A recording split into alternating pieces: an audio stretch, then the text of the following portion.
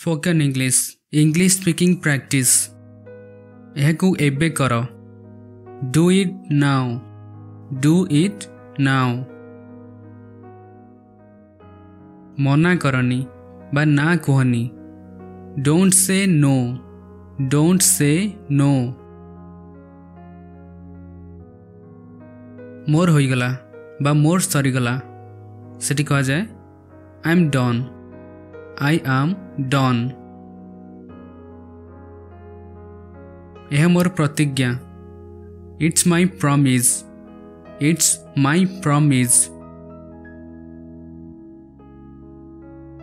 एबे मोर मने पड़ीगला now I remembered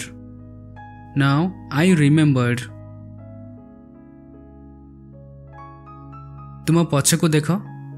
look behind you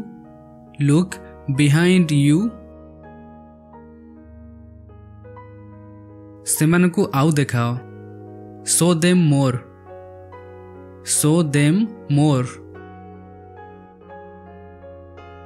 सेमान को सब कह दियो tell them everything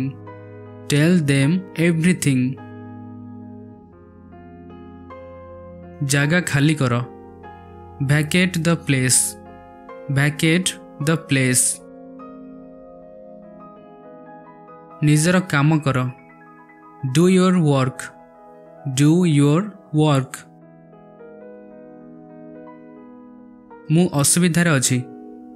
I am in trouble यह संभव it's possible तुम्हें जने पिला नुह you are not a child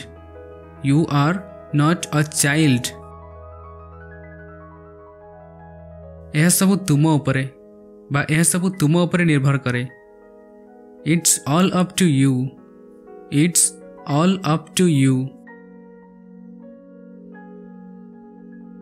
आपन को केमती लागुछि बा आपन केमती अनुभव करूछंती हाउ आर यू फीलिंग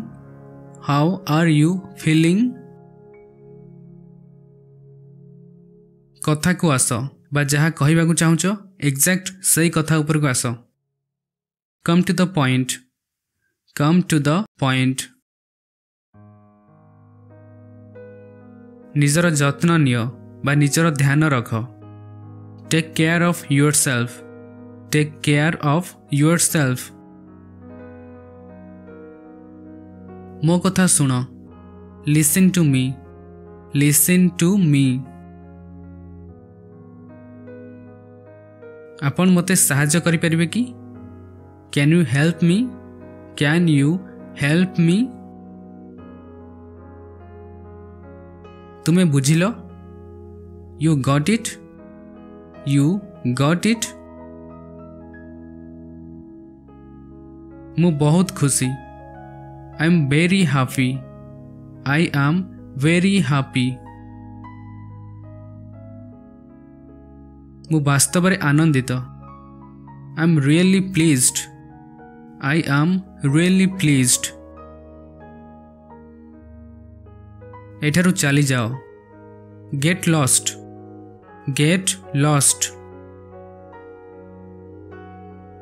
टिके अपेक्षा करो वेट अ लिटिल बिट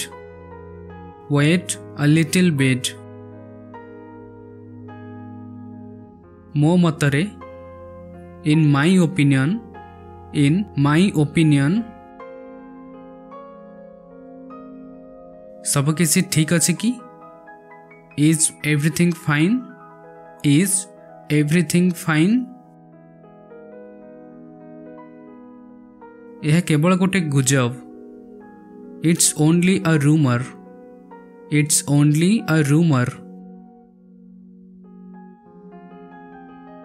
मु आसिबा को सक्षम हेबी नहीं बा मु आसिबा को सामर्थ हेबी नहीं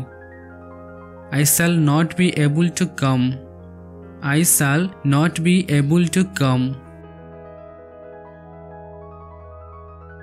आपण माने टिके ध्यान देबे कि जेतेबेले आमे अन्य मानकर ध्यान आकर्षण करबा को चाहू सेठी आमे एम्ति कहि पारू may I have your attention may I have your attention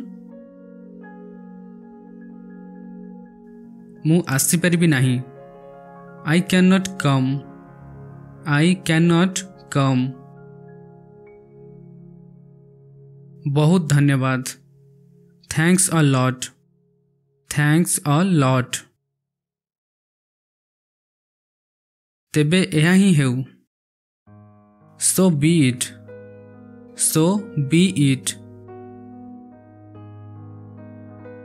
तो कौन so what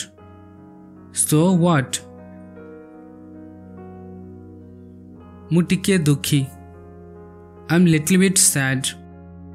I am little bit sad कौन हैला व्हाट हैपेंड मु किछि खाइबा को चाहे I want to eat something गोटे मिनिट रुह होल्ड ऑन अ मिनिट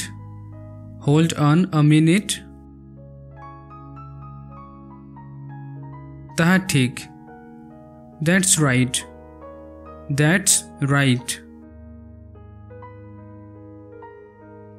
मते देखिबा को दियो लेट मी सी किमा में आउटे सेंटेंस भी कहि परिबा let me have a look यह केमिति थिला how was it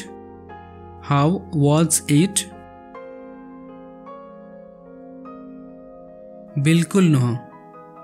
absolutely not तुम विषय कौन व्हाट अबाउट यू मो दृष्टिकोण from my point of view जदि आम एमती कहबा मो दृष्टिकोण रे सेठी कहबा in my point of view गोटे भी नुहे नॉट अ सिंगल वन पर देखाएब सी यू लेटर कि दृश्य व्हाट अ साइट एठारे कहीं अछंते कि Is anyone here?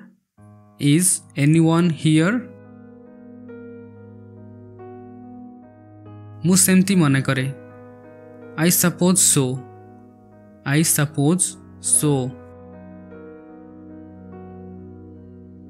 चला कौन से स्थान रे बसिबा Let's sit somewhere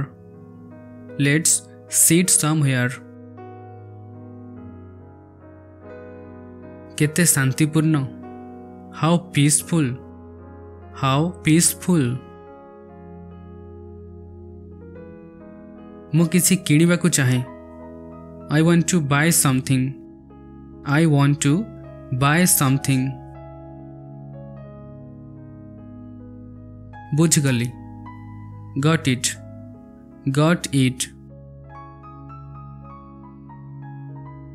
तुम्हें मो कथा सुन कि Do you hear me?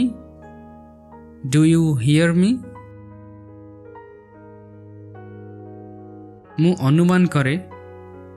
I guess